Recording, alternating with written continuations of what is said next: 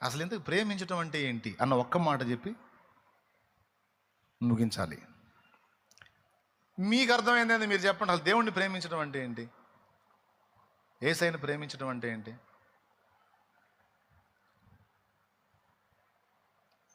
ఈ సందర్భంలో ఇంకొక మాట కూడా మీ దృష్టికి తెస్తా.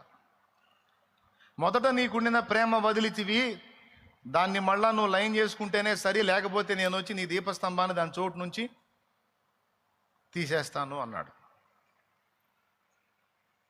అవునా? తీసేస్తాను అన్నాడు. అంటే ప్రేమ నాకు ముఖ్యం, ఫస్ట్ లవ్ ముఖ్యం అన్నాడు.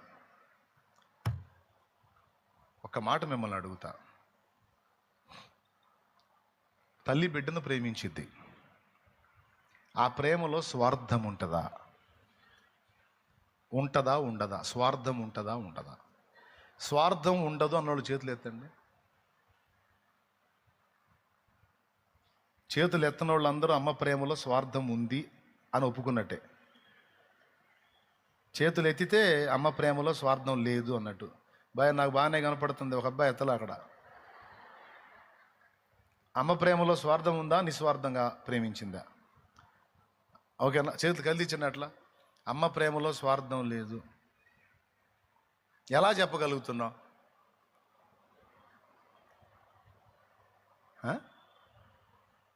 ఎట్లా చెప్పావు? అంటే మెచ్చుకోలుగా మాట్లాడితే మార్కులు పడతాయనే? మరి కరెక్ట్గా చెప్పు, ఆలోచించి చెప్పు. అమ్మ ప్రేమలో స్వార్థం ఉందా లేదా? ఉందా లేదా? లేదన్నా స్వార్థం ఉంది అన్నోళ్ళు చేతులు ఎత్తండి. స్వార్థం ఉందా అమ్మ ప్రేమలో? ఉందా? సరే, ఇంకెవరన్నా చేయెత్తుతారా అమ్మ ప్రేమలో కూడా స్వార్థం ఉందన్నోళ్ళు?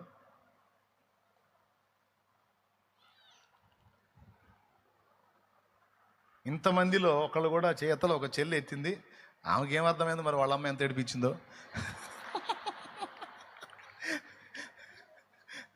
సరే, ఒక్కటి మినహాయిస్తే ఇప్పుడు చాలామంది చేతులు లేవటానికి జంకినాయి. అమ్మ ప్రేమలో స్వార్థం ఉంది అంటే ఒప్పల మనసు. లేదు లేదు, అమ్మ ప్రేమలో స్వార్థం లేదు. నేను అంటాను, స్వార్థం ఎందుకు ఉండదు? నిన్ను కష్టపడి పెంచి పెద్ద చేస్తే, నువ్వేదో ఒక ఏజ్కి వచ్చిన తర్వాత అమ్మకి శక్తి తగ్గితే, నువ్వేదో అంత హెల్ప్ చేస్తావు, అంత సహాయంగా ఉంటావని అమ్మ అనుకోదా? అనుకోదా? ఏదో తనకి ఏజ్ మారిన తర్వాత నువ్వేదో అంత ఆదరిస్తావు, ఆ క్లైమాక్స్లో ఏదో కడతేరుస్తావని అయితే ఆశ ఉంటుంది కదా. అమ్మకి స్వార్థం లేదా? కొద్దిగా ఆలోచించి చెప్పండి, ఆవేశపడకండి. ఇప్పుడు ఈ కోణంలో చెప్పండి, ఉంటుందా ఉండదా స్వార్థం? ఇప్పుడు చేయొద్దండి. ఉంటుందన్న, ఈ కోణంలో అయితే ఉంటుంది.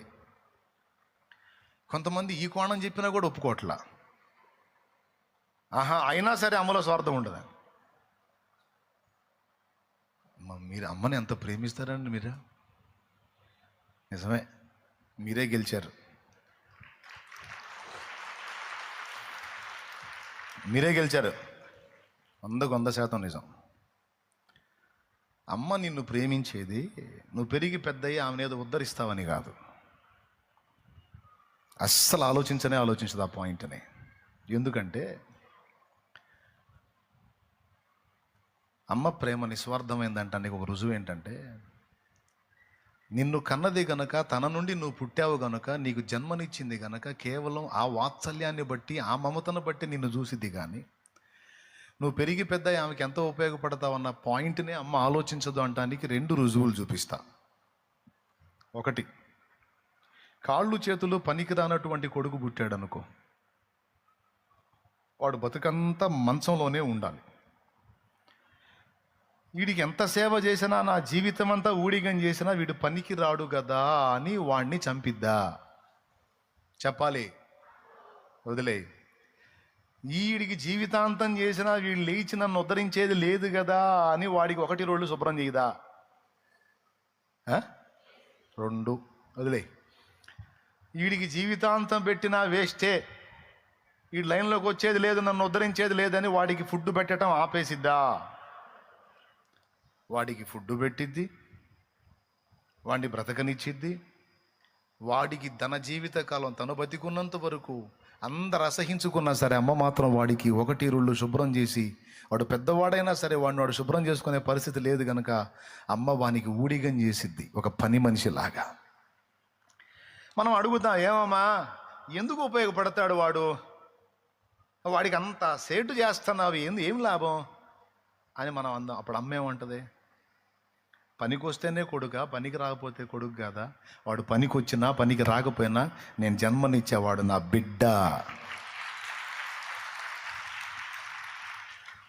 వాడు నా బిడ్డ, ఆమె నా కూతురు. ఇప్పుడు చెప్పండి, అమ్మ ప్రేమలో స్వార్థం ఉందా? ఏమాయ్ ఉందా? క్లీన్ బౌల్ కదా, దేవునికి స్తోత్రం. లేదురా అమ్మ ప్రేమలో. సరే వదిలేద్దాం. ఇంకొక వింతైన విషయం చెప్పనా, పనికిరాని కొడుకు అటు పెట్టు, ఒక్కొక్కడు ఉంటాడు, వాడు పర్సనాలిటీ పెరిగిద్ది కానీ బ్రెయిన్ ఎదగదు. బ్రెయిన్ ఎదగనప్పుడు ఏం చేస్తాడో తెలుసా, వాడికి 1-2 శుభ్రం చేసి వాడికి ఆహారం పెట్టి వాడిని అన్ని విధాలా ప్రొటెక్ట్ చేసి అమ్మను కొడతాడు, వాడు తీసుకొడతాడు, అయినా తిరిగి వాడిని కొట్టదు, పక్కకు పోయి ఏడ్చుకుంటుంది. నా బిడ్డ జ్ఞానవంతుడైతే నన్ను అట్లా కొడతాడా, నన్ను కళ్ళగద్దు కూడా, వాడికి మైండ్ బాగలేదు కాబట్టే కదా అని కన్నీళ్లు తుడుచుకొని ఎంత బాధ కలిగినా సరే అమ్మ ప్రేమలోని మాధుర్యం ఏంటంటే ఆ బాధను కూడా మర్చిపోయింది. వాడిని చూసి వాడి మీద మమత. మెదడు ఎదగదండి కొంతమంది పిల్లలకి, కొడతారు, వాళ్ళు పాట్మని కొడతారు, అన్నం పెట్టడానికి వచ్చినా కొడతాడు, వాడిని ఏం చేయడానికి వచ్చినా కొడతాడు. అయినా జీవితాంతం వాడికి తన్నులు తింటానైనా సేవ చేయడానికి ఇష్టపడిద్ది కానీ వీడిని చంపేద్దాం అనుకోదమ్మా. అది అమ్మ.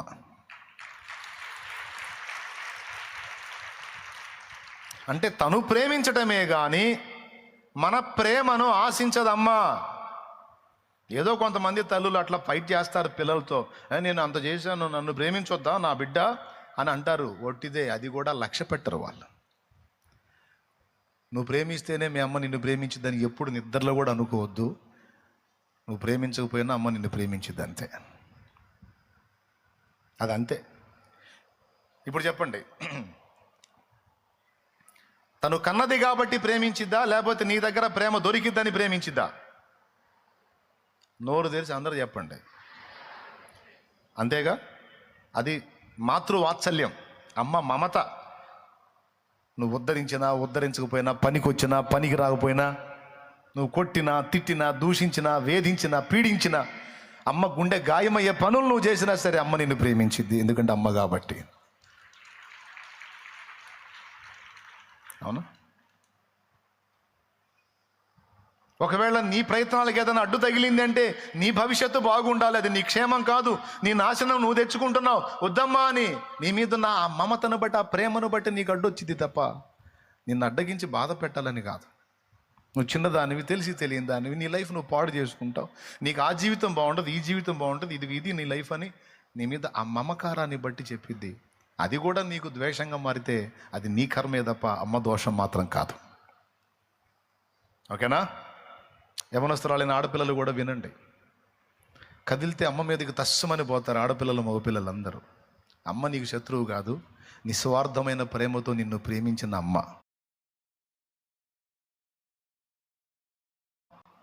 అమ్మ నీకు ఏదన్నా వార్నింగ్ చేసిందంటే, వద్దు అని హెచ్చరిక చేసిందంటే అమ్మకు అనుభవాలు తెలుసు, అమ్మకు పరిస్థితులు తెలుసు. అమ్మ మాటను కూడా నువ్వు బేఖాతరు చేసి మునుకోవద్దు నిద్రమోహం కుమారుడా, లేదు నాయన, నీ కాళ్ళు చేతులు పని చేయకపోతే నాన్న జీవితాంతం కష్టపడి నిన్ను బతికించుకుంటాడు కానీ పనికిరాడండి బడయ్య అన్నాడు నానా. నువ్వు గాయపరిచే కొడుకు అయినా సరే నిన్ను భరిస్తానికి ఇష్టపడతాడు, నీ బాధలు భరించడానికి ఇష్టపడతాడు కానీ నిన్ను చావుగోరాడు నాన్న. సరే ఇప్పుడు ఇద్దరి ప్రేమలో అమ్మ ప్రేమ బయటపడింది, నాన్న ప్రేమ కడుపులో ఉంటుంది, ఇదంతా మనకు తెలిసిన స్టోరీయే. ఇప్పుడు అమ్మ సంగతి దిద్దాం. అమ్మ మెయిన్ మనకి, ఓకేనా? ఎవరు? అమ్మ మెయిన్. ఇక్కడ యేసయ్య ఏం చెప్పుకున్నాడంటే, నేను అమ్మ ప్రేమకు మించిన ప్రేమ గల్లాడిని అన్నాడు. ఏమన్నాడు? అమ్మ ప్రేమ కంటే మించిన ప్రేమ గల్లాడిని అన్నాడు. అప్పుడు అమ్మే మరి మన నుంచి స్వార్థం ఆశించినప్పుడు, మన నుంచి బదులు ప్రేమ కోరనప్పుడు మరి యేసయ్య అట్ట కోరతాడు? అర్థమైందా? నేను అడుగుతా యేసయ్యని, ఏమయ్యా నేను అమ్మ కంటే మించిన ప్రేమ గలవాడిని అన్నావు. మరి అమ్మే స్వార్థంగా ఆలోచించదు. తను ప్రేమిస్తుంది కానీ కొడుకు ప్రేమించాడా ప్రేమించలేదా పట్టించుకోదు. మరి నేను అమ్మ కంటే గొప్ప అన్నావు కనుక మరి నువ్వు అసలు పట్టించుకోకూడదు మమ్మల్ని. కానీ నువ్వేమన్నావు? మొదట నీకుండిన ప్రేమ వదిలితివి, కుదరదు అంటున్నావు. ఏ క్యాహే, దేవునికి స్తోత్రం. ఇప్పుడు కంక్లూజన్కి వచ్చామని అర్థమైందా మీకు? ఎంతమందికి అర్థమైందో చేతులు ఎత్తండి. నిజంగా అర్థమైందా? చాలా సంతోషం. మీకు ఎందుకు అర్థం కాదు? మీరు చాలా తెలివిగలరు, నాకన్నా తెలివైన వాళ్ళు మీరు. యేసయ్య మీద కేసు రాద్దామా? రాద్దామండి, తప్పే ఉంది. నువ్వు అమ్మకంటే ఎక్కువ అన్నావు. అమ్మే మా ప్రేమను వెతకదు. మేము ప్రేమించామా ప్రేమించలేదు పట్టించుకోదు. ఆమె ప్రేమ కలిగింది, ఆమె మాకు జన్మనిచ్చింది కనుక ప్రేమిస్తూ ఉంటుంది. నువ్వు కూడా యేసయ్య నోరు మూసుకొని మేము ప్రేమించినా ప్రేమించకపోయినా మొదటి ప్రేమ లేదు, చివరి ప్రేమ లేదు, అసలు మా నుంచి ప్రేమే అడగకూడదు. నువ్వు ప్రేమిస్తూ ఉండాలంతే అందాం. అప్పుడు యేసయ్య ఏమంటాడు? అబ్బా భలే కార్నర్ చేశారా నన్ను, అయిపోయింది. అమ్మను చూపించి కొట్టేశారుగా నన్ను. సభాష్రా మీరు నిజంగా జ్ఞానవంతులు అని అంటాడు అనుకున్నారా? పొర్రపాటును కూడా అన్నాడు ఆయన. ఆయన ఏమంటాడు తెలుసా? అమ్మకు మించిన ప్రేమ నాదని చెప్పాను, అది నిజమే. నేను మిమ్మల్ని ప్రేమిస్తా, మీరు నన్ను ప్రేమించినా ప్రేమిస్తా, ప్రేమించకపోయినా ప్రేమిస్తా. ఎందుకంటే మీ అమ్మ నిన్ను కంటే ఆ అమ్మ కడుపులో నిన్నేసింది నేను. నేననేవాణ్ణి నువ్వు అనేదానివి ఉనికిలో ఉండాలని కోరుకున్నందుకు నీకు జన్మ వచ్చింది. లేకపోతే ఎంతోమంది ఆడవాళ్ళు ఉన్నారు, ఆడవాళ్ళు లేక పుట్టావు నువ్వు. ఎంతోమంది పురుషులు ఉన్నారు, పురుషులు లేక పుట్టావా నువ్వు? ఇంకొక పురుషుడు తక్కువ అయ్యాడని పుట్టావా? పురుషులు లేరు లోకంలో, ఇంత కోట్ల మంది ఉన్నారు. నువ్వెందుకే అంటే కోట్ల మంది ఉన్నావు కూడా నువ్వు ఒకడివి కావాలని ఆయన అనుకున్నందుకు నీకు జీవితం వచ్చింది. కోట్ల మంది స్త్రీలున్నా నువ్వు ఒకదానివి కావాలని ఆయన అనుకున్నందున నీకు లైఫ్ వచ్చింది. ఇది తిరుగులేదు. కాబట్టి నీకు జన్మనిచ్చిన అమ్మ గొప్పదే. ఆ అమ్మ కడుపులో అసలు నిన్ను రూపించిందే నేను. నీకు జన్మనిచ్చిన అమ్మన్న కొన్ని గంటలు, రోజులో కొన్ని గంటలు నిన్ను వదిలేసి ఉంది, కానీ నేను ఒక్క క్షణము కూడా నిన్ను వదలలేదంటాడు. ఎంతమంది ఒప్పుకుంటారండి? యేసయ్య ఒక్క క్షణం కూడా ఎడబాయకుండా నిరంతరం మనల్ని అబ్జర్వ్ చేస్తూ ఉంటాడు అన్నోళ్ళు చేతులు ఎత్తండి.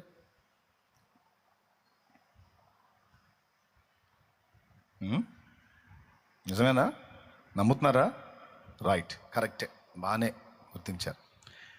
ఒక క్షణమైన నీవు మరచిన నే బ్రతుకగలన యేసయ్యా, కునికిన నిద్రించిన నా స్థితి ఏమౌనో మెస్సయ్యా. ఒక క్షణమైన నీవు మరచిన నే బ్రతుకగలన యేసయ్యా, కునికిన నిద్రించిన నా గతి ఏమౌనో మెస్సయ్యా. ఆయనే చెప్పాడు, స్త్రీ తన గర్భమున పుట్టిన చంటి పిల్లను మరచునా వారైనా మరచుదురు కానీ నేను నిన్ను. ఎనీ టైం మనల్ని గుర్తుపెట్టుకుంటాడు, ఫాలో చేస్తూ ఉంటాడు. అమ్మన్నా కొన్ని గంటలు మర్చిపోయిద్ది కానీ యేసయ్య మనల్ని. అంత ప్రేమ మనమంటే. బాగుంది. ఎందుకు అంత ప్రేమ అంటే కన్నాడు కాబట్టి, నిర్మించాడు కాబట్టి, సృష్టికర్త కాబట్టి అంత మమత. సరే, అది ఓకే. మన నుంచి ఎందుకు ప్రేమను ఆశిస్తున్నాడు అనే దానికి ఆన్సర్ ఏంటంటే, నేను ప్రేమిస్తున్నాను కనుక మీరు కూడా నన్ను ప్రేమించటం న్యాయం అని అడగట్లా ఆయన. ఆయన చెప్పే సలహా ఏంటంటే, నా ప్రేమ నీకు అవసరం కానీ నీ ప్రేమ నాకు అవసరం లేదురా అబ్బాయి అమ్మాయి అని చెబుతున్నాడు. ఫస్ట్ నీ ప్రేమ ఎవడికి కావాలి? యేసయ్య అడుగుతున్నాడు స్ట్రైట్గా నిన్ను, నాకు కావాలా నీ ప్రేమ? బోడి ప్రేమ ఎందుకు? నాకెందుకు నీ ప్రేమ? నువ్వేమన్నా నాకేమన్నా గొడ్డలు ఇవ్వాలా నాకు నీ ప్రేమతో? నాకు బట్టలు లేకపోతే, గతి లేకపోతే నువ్వేం బట్టలు తెచ్చిస్తావా? అందుకు కావాలా నీ ప్రేమ? రే, నన్ను కూడా కాస్త ప్రేమించురా, బట్టలు లేవురా, కాస్త బట్టలు లేరా. నన్ను కూడా కాస్త ప్రేమించురా, కాస్త ఆహారం లేదురా, కాస్త ఆహారం తెచ్చిపెట్టరా అంటానికి నాకేమన్నా వస్త్రాలు తరుగా, ధాన్యం తరుగా, ధనం తరుగా, ఆహారం తరుగా? అసలు నీది నువ్వేం తీసుకొచ్చి నాకు ఇస్తా చెప్పవా? ఎవడికి కావాలి అసలు నీ ప్రేమ?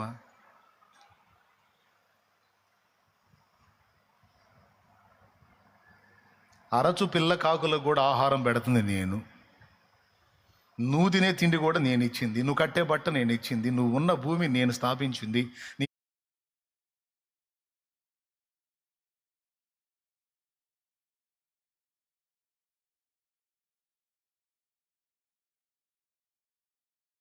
కొరతాడా? లెక్క చేస్తాడా? మరి అసలు అవసరం లేనప్పుడు,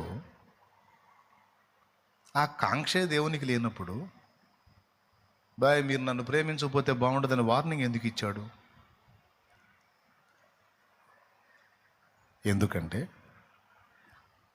మనము ఆయనను ప్రేమించుట ఆయన అవసరం కాదు, అది మనకే అవసరం కాబట్టి. అర్థమైందా? ఎవరికి అవసరం? మనం ఆయన్ని ప్రేమించటం ఎవరి అవసరత? అది ఆయన అవసరత కాదు, మన అవసరత.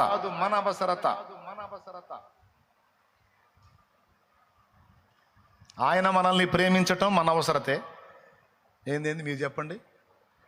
ఆయన మనల్ని ప్రేమించటం మన అవసరతే, మనం ఆయన్ని ప్రేమించటం కూడా మన అవసరతే.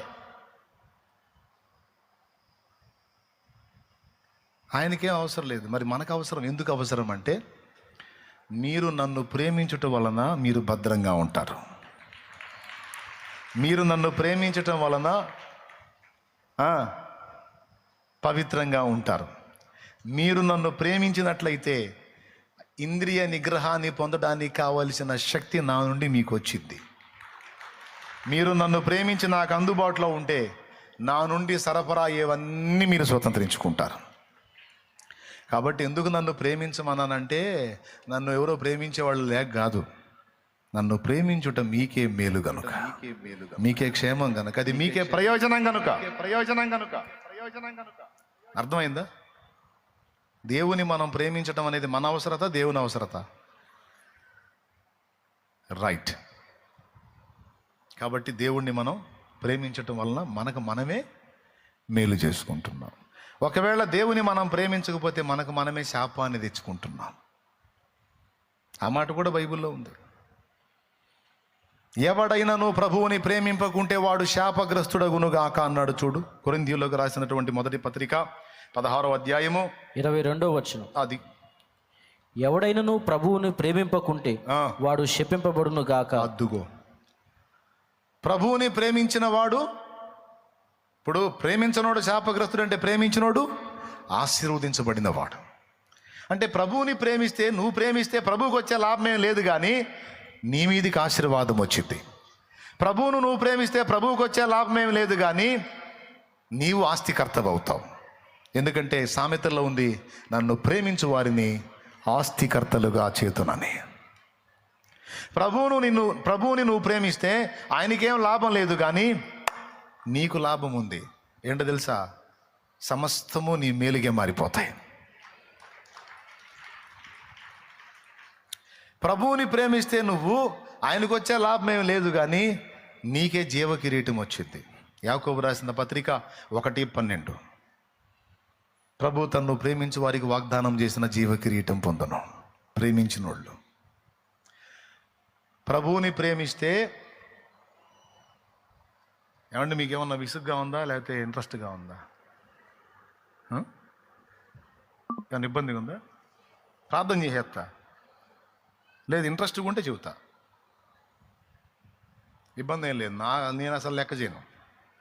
వెళ్ళిపోదాం అంటే లేచి నిలబడండి, ప్రార్థన చేస్తే వెళ్దాం. కానీ నేను చెప్పేది తీవ్రంగా తీసుకోవాలి. తీసుకోకపోతే చాలా నష్టపోతారు మీరు.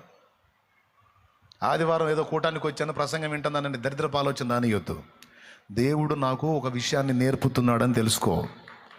దేవుడు నాకు తెలియని ఒక సంగతిని ఈరోజు నా గ్రహింపులోకి తెస్తున్నాడని మైండ్ దగ్గర పెట్టుకొని విను.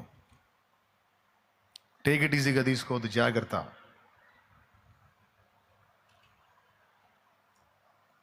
దేవుని నువ్వు ప్రేమించటం ద్వారా దేవుడికి ఒరిగేది ఏం లేదు, కానీ నీకే చాలా ఒరుగుతాయి. ఏం ఒరుగుతాయి తెలుసా? ఆయన ప్రేమించే వాళ్ళకి అందరికీ ఏమేమి వాగ్దానాలు ఇచ్చాడు అవన్నీ పొందుతాము. ఏమున్నాయి? మచ్చుతునగలా కొన్ని చెబుదామా? ఇప్పుడు నేను 2 చెప్పా. ఇంట్రెస్ట్ ఉంటే పెన్నుతో రాసుకో. యాకోబు రాసిన పత్రిక 1:12, ప్రేమించిన వాడికి జీవ కిరీటం. యోహాను సువార్త 14:15, 14:15, ప్రేమించిన వాడికి ఆజ్ఞలు గైకొనే శక్తి వచ్చింది. 2.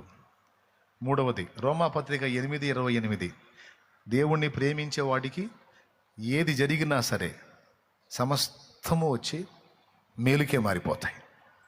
కీడులాగున్నాయి కూడా మేలుకే మారిపోతాయి. అదంతే.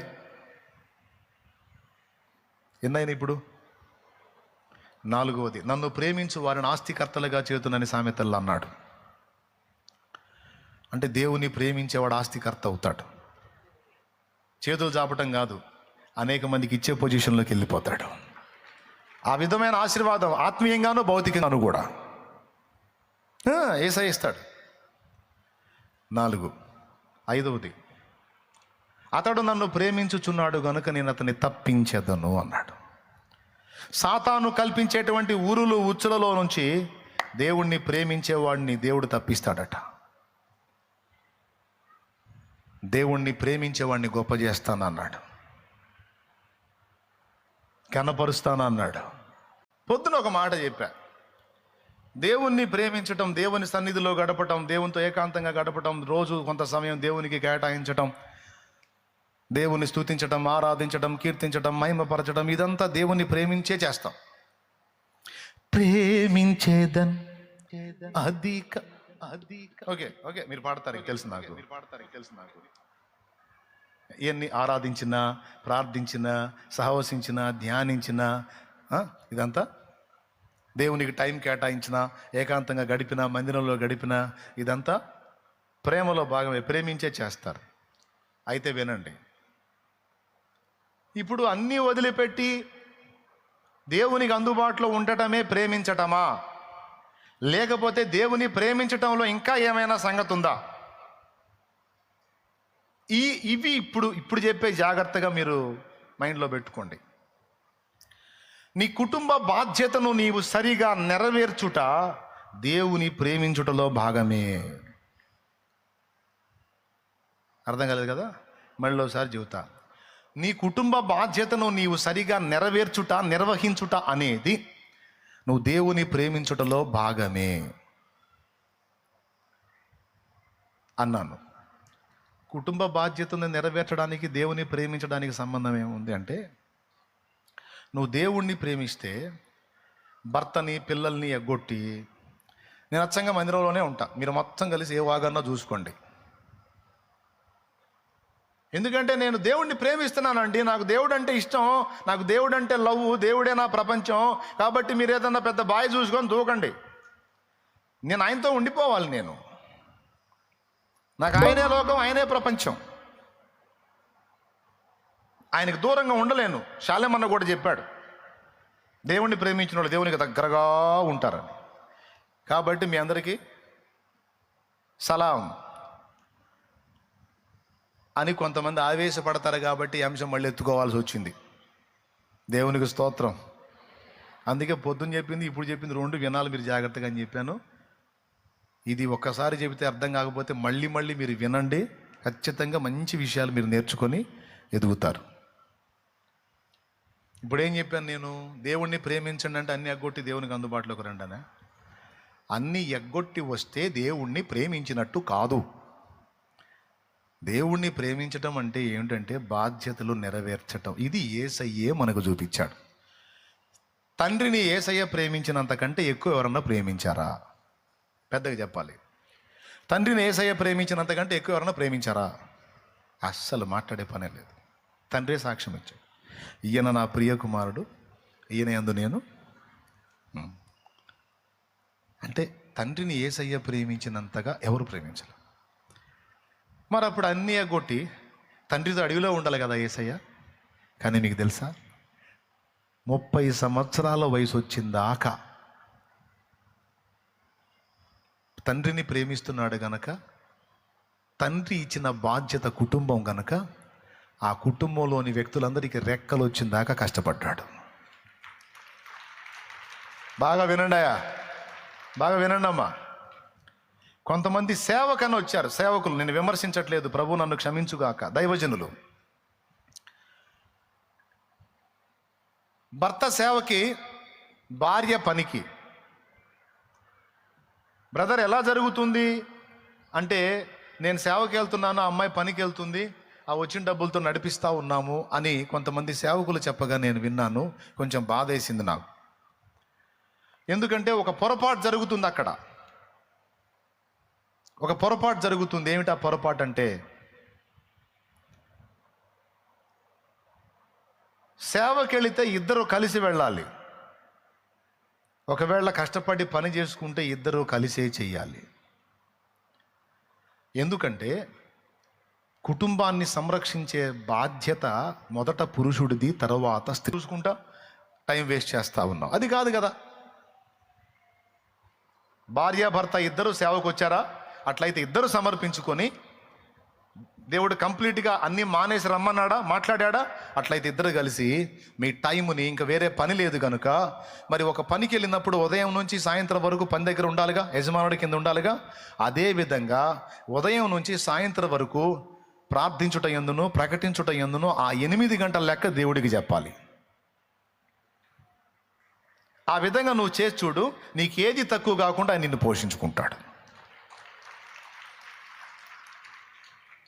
ఏమైనా అర్థమైందా నేను చెప్పింది? లోకంలో యజమానుడి కింద పనికి పోయినప్పుడు పొద్దున్న 4 గంటలు, మధ్యాహ్నం 4 గంటలు, 8 గంటలు చేయాలిగా. అదేదో నువ్వు ఇప్పుడు దేవుడు అనే యజమానుడి కిందకి వచ్చావు సేవకు గనుక, ఆ 8 గంటలు అక్కడ లెక్క చెప్పు. నిన్ను దేవుడు బలపరిచి ఒక వెలుగుగా నిన్ను చేయకపోతే అప్పుడు అడుగు. కానీ ఏం జరుగుతుంది, ఎక్కువ శాతం మంది సమర్పణలోనికి వచ్చి ఇద్దరు పని మానేశారు, పిల్లలు ఉన్నారు, అటు పని చేయటం లేదు, ఇటు దేవుని పని చేయటం లేదు. అప్పుడు దరిద్రతతో అల్లాడుతూ, శాపాన్ని అనుభవిస్తూ, చివరికి పిల్లలు దేవుని యందు అసహ్యపడేటట్టు తయారయ్యారు, ఇబ్బంది పడుతున్నారు. ఏం డాడీ ఏది చెప్పినా దేవుడు ఇవ్వాలి, దేవుడు ఇవ్వాలి, దేవుడు ఇవ్వాలి, దేవుడు ఇవ్వాలి అంటావు. అందరికేమో అందరూ తీసుకొచ్చేసి కనీసం ఫీజు కట్టడానికి కూడా దేవుడు ఇవ్వాలంటాం. ఇంకెందుకు డాడీ మమ్మల్ని స్కూల్కి పంపించడం, వాళ్ళు చదివించడం, అవమానంగా మాట్లాడుతున్నారు, తిడుతున్నారు, ఎండలో నిలబెడుతున్నారు, మా తోటి స్టూడెంట్స్ ముందు కాలేజీలోంచి బయటికి పంపించారు, ఎందుకు డాడీ? దేవుడే ఇవ్వాలి, మరి మేము సేవలోకి వచ్చాం, మరి తప్పదు అంటే, ఎప్పుడు ఇస్తాడు డాడీ, అలా ఇస్తాడు దేవుడు, ఏది దేవుడు ఇచ్చేది అని పిల్లలకి దేవుని యందు ఒక రకమైన అసహ్యత వచ్చింది. అలా రాకుండా ఉండి దేవుడే కదిలి నీకు జీతం ఇవ్వాలంటే, నువ్వు లోకంలో యజమానుడి కింద పనికి వెళ్ళినప్పుడు 8 గంటలు ఇలా లెక్క అప్పచెప్పావో, కనీసం 4 గంటలు అప్పచెప్పావయ్యా, నా యేసయ్య నీకు జీతం ఇయ్యకపోతే అప్పుడు అడుగు. ఓ దైవజనుడా, ఓ దైవజనురాల, అలా లెక్క అప్పచెప్పు దేవునికి. కానీ నువ్వేం చేస్తావు? సేవకాన్ని సమర్పించుకున్నారు, పొద్దున కాసే ప్రార్థన, సాయంత్రం కాసే ప్రార్థన, మధ్యలో అంతా టైంపాస్ వ్యవహారమే. 8 గంటల లెక్కేది. అలా చేయాలి, చేసి చూడండి, దేవుడు శక్తితో నింపుతాడు. నువ్వు నిలబడ్డ చోట ఉద్యోగం వచ్చింది, నువ్వు చెట్టు కింద నిలబడ్డా కూడా సంఘం కట్టబడిద్ది. ఎందుకంటే కార్యం జరిగిద్ది, కార్యాలు చేస్తాడు దేవుడు. ఎందుకంటే దేవా, నువ్వు కదలమని నువ్వు ప్రార్థనలో గడుపుతున్నావు, దేవుడిని కదిలిస్తున్నావు, నువ్వు వెళ్ళి ప్రకటించినప్పుడు అది శక్తివంతమైంది. నువ్వు తాకినప్పుడు వ్యక్తులకు రోగాలు పోతాయి, స్వస్థతలు జరుగుతాయి, దయ్యాలు పోతాయి, పెద్ద పెద్ద జబ్బులు తగ్గుతాయి. అది జరిగిద్ది, ఉద్యోగం వచ్చింది. అప్పుడు నువ్వు అడవిలో ఉన్నా కూడా సంఘం కట్టబడిద్ది, ఆ సంఘమే నిన్ను పోషించుకుంటుంది. ఇదంతా జరగాలంటే ముందు నువ్వు దేవుడిని గెలిచాలి కదా. సమర్పణ అన్నావు, నువ్వు ఆ పని చెయ్యవు, నువ్వు ఆ పని చెయ్యవు, ఈ పని చెయ్యవు. ఈ 2 పనులు చేయకుండా ఖాళీగా కూర్చుంటావు, సెల్ ఫోన్ ఒకటి దొరికింది చూస్తావు, పిల్లలు అడిగితేనేమో పిల్లల మీద కసిరించుకుంటావు, భార్య అడిగితే భార్య మీద కసిరించుకుంటావు, ఏయ్ నేను సేవకుడిని, శపించబడతారంటావు. ఇది కరెక్ట్ కాదు. పాయింట్ నెంబర్ 1 అయిపోయింది. వినాలి, అందరూ వినాలి, సేవకులు కూడా వింటారు కనుక చెప్తున్నాను. పాయింట్ నెంబర్ 2, ఒకవేళ పని చేసుకుంటా బ్రతకాలి, సేవ చేయాలి అంటే భార్య చేసి భర్త ఉండటం కాదు, భర్త కూడా చేయాలి. కష్టపడి ఇద్దరు పని చేసుకుంటే సేవ చేయండి, అది తప్పేం కాదు. పౌలు చూపించిన మాదిరి అదే. అర్థమైందా? అలా కాకుండా నేను దేవుణ్ణి ప్రేమిస్తున్నానమ్మాయి, నేను దేవుడితోనే ఉంటాను అంటే సేవలో ఉంటాను, నేను ఏ పని చేయను, నువ్వు చేస్తా ఉండు, తెస్తా ఉండు, అందరం కలిసి తిందామంటే అది వాక్య విరుద్ధం, పాపం. ఎంత పాపం అంటే తిమోతికి రాసిన మొదటి పత్రిక 5వ అధ్యాయము 8వ వచనం. ఎవడైనను స్వకీయులను తీయని తిమోతికి రాసిన పత్రిక 5వ అధ్యాయము 8వ వచనం.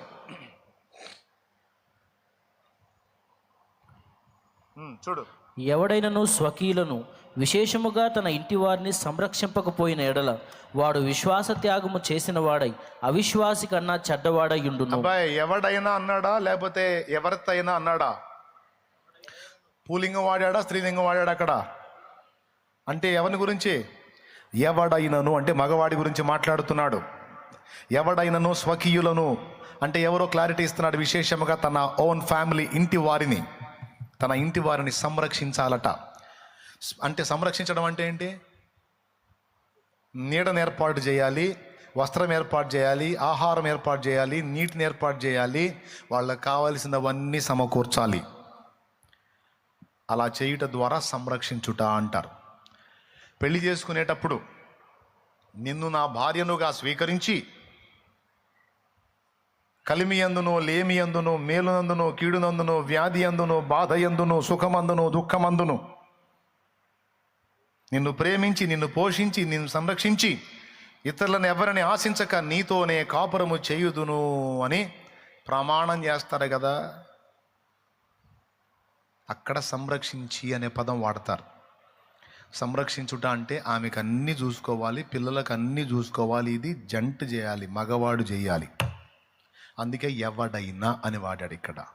ఎవడైనా తన స్వకీయులను విశేషముగా తన ఇంటి వారిని సంరక్షింపకపోయిన ఎడల వాడు విశ్వాస త్యాగము చేసిన వాడై అవిశ్వాసి కన్నా చెడ్డవాడు అన్నాడు. స్త్రీలు పురుషులు ఇద్దరు వినండి. దేవుణ్ణి ప్రేమించడం అంటే ఏంటో తెలుసా? కుటుంబ బాధ్యత ఎగ్గొట్టి నేను దేవుణ్ణి ప్రేమిస్తున్నాను అని పొద్దస్తమానము దేవుణ్ణి ప్రేమిస్తున్నానని, దేవుని పనిలో ఉన్నానని ఫ్యామిలీని నిర్లక్ష్యం చేయటం దేవుని ప్రేమించటం కాదు. కుటుంబ బాధ్యతను సరిగా నెరవేర్చటము దేవుని ప్రేమించటం. అర్థమైందా? దేవునికి ఇచ్చే సమయం దేవునికి ఇస్తానే యేసయ్య కుటుంబాన్ని లాక్కొచ్చాడండి. 30 ఏళ్ళు వయసు వచ్చిందాక తోడబుట్టినటువంటి సంతానం, మిగిలిన కుటుంబం వాళ్ళందరికీ రెక్కలు వచ్చిందాక కష్టపడ్డాడు ఆయన. వడ్రంగం పని చేశాడు, చెక్క పని చేశాడు. కుటుంబాన్ని ఎవరికి చేతులు జాపనిలే. బాయ్ చదువుతున్నావా?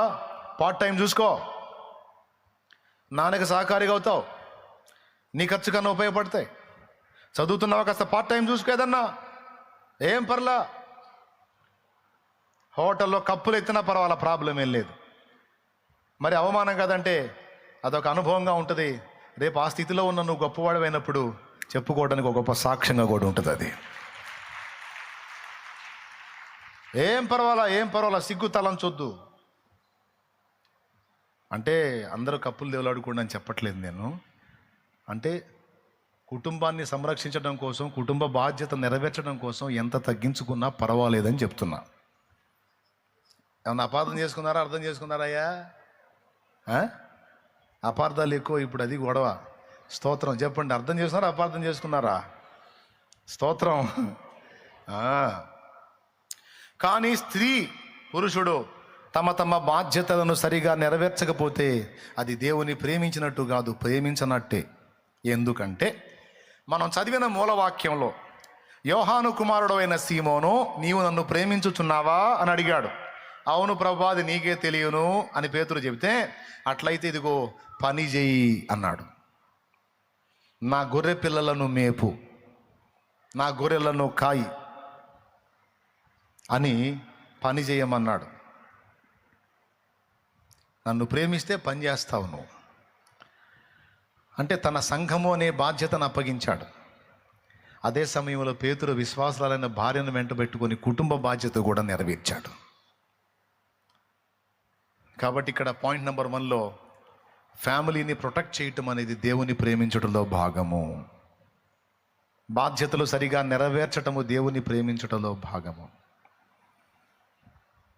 ఆఖరికి దేవుడి పేరు చెప్పాక కొట్టడానికి కూడా లేదు. కుటుంబం నీకు సపోర్ట్ చేసి వెళ్ళు అంటే అప్పుడు నువ్వు చేయొచ్చు. కానీ కుటుంబం నీ మీద డిపెండ్ అయితే కుటుంబ బాధ్యత నువ్వు నెరవేర్చాలి. అలా చెయ్యనోడు దేవుణ్ణి ప్రేమించినోడు కాదంట, అవిశ్వాసి కన్నా చెడిపోయినోడంట. కన్నావు కదా పిల్లల్ని, మరి వాళ్ళకి ఎవడు తెచ్చిపెట్టాలి? నీదే బాధ్యత. రైట్, నంబర్ 1 అది. నంబర్ 2, దేవుణ్ణి ప్రేమించటం అంటే ఏంటంటే మొట్టమొదటిది దేవుడు నీకు ఇచ్చిన కుటుంబాన్ని ప్రొటెక్ట్ చేయటము. రెండవది దేవుడు భూమి మీద నీకు ఇచ్చినటువంటి సువార్త సేవ, నశించిపోతున్న ఆత్మలకు ఆయనను ప్రకటించుట, దేవుని ప్రేమించుట. ఎందుకంటే దేవుని ప్రేమించుట అంటే సింపుల్గా ఒక మాటలో చెప్పాలంటే పని చేయుట. అయిపోయింది, ఇంక నేను చెప్పను. ఇంక నీకు బుర్ర ఉంటే అర్థం చేసుకో.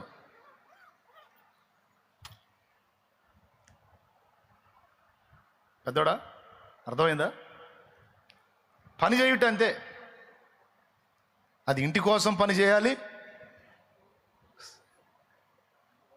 నశించిపోతున్న ఆత్మల రక్షణ కోసం పని చేయాలి, సంఘ క్షేమాభివృద్ధి కోసం పని చేయాలి, సంఘములో పని చేయాలి, సమాజంలో కూడా సమాజ శ్రేయస్సు కొరకు పని చేయాలి, పాటుపడాలి. ఇవి నా యేసయ్య 2 చేశాడు. అటు అరణ్యములో ఏకాంతంగా తండ్రితో గడిపాడు, ఆయన్ను ప్రేమించి. ఆయనను ప్రేమించే ఆయన ఇచ్చిన బాధ్యత, మనుషులకు శుభవార్త ప్రకటించాడు. ఆ తండ్రిని ప్రేమించే సిలువెక్కాడు, ఆ తండ్రిని ప్రేమించే ప్రాణత్యాగం చేశాడు. అందుకే తండ్రి మరణ వేదనలు తొలగించి ఆయన తిరిగి లేపాడు. నేను దేవుణ్ణి ప్రేమిస్తున్నాను, నేను తండ్రిని ప్రేమిస్తున్నాను, నేను అడవిలోనే ఉంటాను అని కొండకు పోయి ఆడే కూర్చున్నాడు యేసయ్య. కూర్చున్నాడా? కొండకు పోయి అక్కడ గడిపాడు. 2, దినమంతా పని చేయుచు నాదుడు యేసు జనుల బాధలు మోయుచు. దినమంతా పని చేయుచు నాదుడు యేసు జనుల బాధలు మోయుచు. ఈనోడు మరుగౌ వేళ జనకూని కడకేగి, ఈనోడు మరుగౌ వేళ జనకూని కడకేగి, మనసారా విశ్రాంతి అనుభవించిన చోటు. కరుణ పీఠము చేరరే దేవుని కృప చరణాస్థలిని. ఆగు, ఏం పాడావు చెప్పు, ఏం పాడు, మళ్ళీ పాడు. దినమంతా నాదుడు యేసు జనుల బాధలు మోయుచు. నా యేసయ్య దినమంతా తండ్రిని ప్రేమించే ఆయన ఈ పిల్లల్ని ప్రేమిస్తాడు గనక ఈ పిల్లలకు సేవ చేశాడంట. ఎవరిని ప్రేమించి? తండ్రిని ప్రేమించి. ఎవరిని ప్రేమించి? తండ్రిని ప్రేమించే మనకు సేవ చేశాడంట. మళ్ళా సాయంత్రానికి తండ్రి దగ్గరికి వెళ్ళి అక్కడ గడిపాడంట. కాబట్టి నీకు ఈ 2 అనుభవాలు ఉండాలి. నాన్నతో నువ్వు ఒంటరిగా గడుపుకునే అనుభవాలు ఉండాలి. నాన్న సంతోషం కోసం నువ్వు నీకు అప్పగించిన బాధ్యతలు సరిగా నెరవేర్చాలి. ఒకవేళ నీకు ఇంకా పెళ్లి కాలేదనుకో, నేను పూర్తి కాలం తండ్రి సేవలోనే ఉండాలని నువ్వు అనుకున్నావు అనుకో, అట్లయితే పెళ్లి పక్కన పెట్టి, అంతేగాని పెళ్లి చేసుకుని వాళ్ళని ఎత్తిన వస్త్రం వేసి నీ సావు నువ్వు సావు, నేను భక్తి కార్యక్రమంలోకి వెళ్ళాను అంటే మర్యాద కాదు. దేవునికి స్తోత్రం, హల్లెలూయా చెప్పండి గట్టిగా. ఒకవేళ వాళ్ళే నిన్ను వెళ్ళగొట్టారనుకో, ఇక అడ్డం లేదు, పూర్తిగా దేవుని పనిలో ఉండొచ్చు. వాళ్ళే నాకొద్దు భో అన్నారు అనుకో, దేవునికి స్తోత్రం. కాదండి బాధ్యత వద్దు భో, కాదమ్మా బాధ్యత నెరవేరుస్తా వద్దు భో, అట్లయితే ఇంకా సంతోషం పో అని పూర్తిగా దేవుని పనిలో ఉండే ఇబ్బంది లేదు. కానీ నీ అంతటా నువ్వు నెత్తిన వస్త్రములు వేస్తే తేడా. కాబట్టి దేవుని ప్రేమించుట అంటే అన్నీ ఎగ్గొట్టి ఉండటం కాదు, దేవుడు అప్పగించిన బాధ్యతలన్నీ నెరవేర్చుట కూడా దేవుని ప్రేమించుటలో భాగమని మర్చిపోవద్దు. తల్లిదండ్రులు ఉన్నారా? వాళ్ళు తిన్నారా లేదా, వాళ్ళు ఎలా ఉన్నారు అని వాళ్ళని పట్టించుకోవటం దేవుని ప్రేమించటమే. దేవా, నువ్వంటే నాకెంత ప్రేమో తెలుసా, నేను నీకు 1000 రూపాయలు వేశాను ప్రభా. ఆయన అంటాడు, అమ్మ అన్నం తినలేదనుకుంటాను అంటాడు. వేస్ట్ ముసలోళ్ళు ప్రభా, వాళ్ళు వేస్ట్ ప్రభా. నేను అసలు నువ్వంటే నాకెంత లవ్వో. అరే లవ్ అని నా చెవులో పెట్టకరా పువ్వు. నీకు జన్మనిచ్చి కనిపించి పెద్ద చేసిన అమ్మా నాన్నకంత కూడు పెట్టకుండా నాకేదో ఇచ్చానని లెక్కలు చెబుతున్నావు. ఎవడీమన్నాడు రా నిన్ను? ముందు పెట్టురా, వాళ్ళకి అన్నం పెట్టురా, వాళ్ళకి బట్ట ఇవ్వరా. వాళ్ళు పాచిపోయిన వేసుకొని తింటున్నారు, బూజు పట్టిన వేసుకొని తింటున్నారు. వాళ్ళని చూడరా.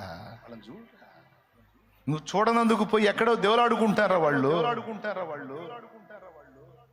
ఎక్కడ నువ్వు నన్ను ప్రేమిస్తున్నావురా? నువ్వు నన్ను ప్రేమిస్తే తల్లిదండ్రి విషయంలో నేను ఎలా స్పందిస్తానో నీకు తెలియదా? ఏం చెప్పాను రా నీకు? తల్లిదండ్రిని సన్మానించమని చెప్పాను కదా నా కుమారుడా. నువ్వు వాళ్ళని ద్వేషించి వాళ్ళంటేనే తస్సుమని, వాళ్ళు తిన్నారో లేదో, చచ్చారో బతికున్నారో చూడకుండా నువ్వు వచ్చి నా దగ్గర ఆరాధన చేస్తున్నాయి. నాయన, ఎవడికి కావాలరా నీ ఆరాధనలో? నేను చూస్తుంటే అసహ్యం పుట్టుతుందిరా నాకు. వాళ్ళకి బెట్టరా పోయి అన్నావు. అదిరా నన్ను ప్రేమించటం అంటే. నేను చెప్పిన మాట వింటావురా, నెరవేర్చటం రా ప్రేమించటం అంటే. చూడు వాళ్ళని, చూడు వాళ్ళకి పెట్టి ముందు నీ రాబడిలోంచి కొంత వాళ్ళకి పంపించు. అమ్మా భార్య, దేవుణ్ణి ప్రేమించటం అంటే భర్తను అశ్రద్ధ చేయటం కాదమ్మా. నువ్వు అశ్రద్ధ చేస్తే పరస్త్రీలను వెతుక్కుంటాడు కదా పాపానికి. కాదు. స్త్రీ తన భర్తకు జరిగించాల్సిన ధర్మాన్ని జరిగించాలి, పురుషుడు తన భార్యకు జరిగించాల్సిన ధర్మాన్ని జరిగించాలి. ఓ స్త్రీ నీ దగ్గర తనకు ప్రేమ దొరక్కపోతే, ఆదరణ దొరక్కపోతే, నువ్వు భక్తి అంట తిరిగితే, తనను ప్రేమించి ఆదరించే వ్యక్తిని మరొక వ్యక్తిని వెతుక్కొని జారత్వ పాపంలో పడే అవకాశం ఉంది. దేవుని ప్రేమించడం అంటే ఏంటి? ఆ విషయంలో కూడా నీ బాధ్యతను నెరవేర్చాలి. నీ భర్తకి, నీ పిల్లలకి నువ్వు జరిగించాల్సిన న్యాయం జరిగించి, ఆ తర్వాత నువ్వు దేవుని సేవాని నువ్వు కేటాయించుకో. తప్పకుండా దేవుడు ఆమోదిస్తాడు. అంతేగాని వాళ్ళకంత అన్నం వండి పెట్టకుండా, వాళ్ళకంత బాధ్యత నెరవేర్చకుండా, వాళ్ళకి వస్త్రాలు శుభ్రపరచకుండా, నువ్వు చేయాల్సినవి నువ్వు చేయకుండా, వండుకొని తినండి మొత్తం కలిసి వాగులో పడి సావండి అన్నట్టుగా నువ్వు ఇట్లా చేస్తే ఎట్లా కుదిరింది? అది నన్ను ప్రేమించడం లెక్కలోకి రాదు, నేను యాక్సెప్ట్ చేయను అంటాడు. ఇట్లా పురుషుడా, భార్య బిడ్డల్ని నిర్లక్ష్యం చేసి సేవ అంటే నేను ఒప్పుకుంటా బాబు, వాళ్ళ కోసం కష్టపడి అవసరమైతే వాళ్ళకి ఫీడింగ్ ఇచ్చుకుంటా, నువ్వు సేవ చేయి. అయ్యలారా, స్పష్టంగా అర్థమైందా మీకు? చాలా సంగతులు చెప్పాను. ఫైనల్లో దేవుని ప్రేమించుట అంటే ఏంటి అనేది కూడా చెప్పాను నేను. దేవుని ప్రేమించుట అంటే దేవుడు అప్పగించిన బాధ్యతలన్నీ సరిగా ఇంకా లేండి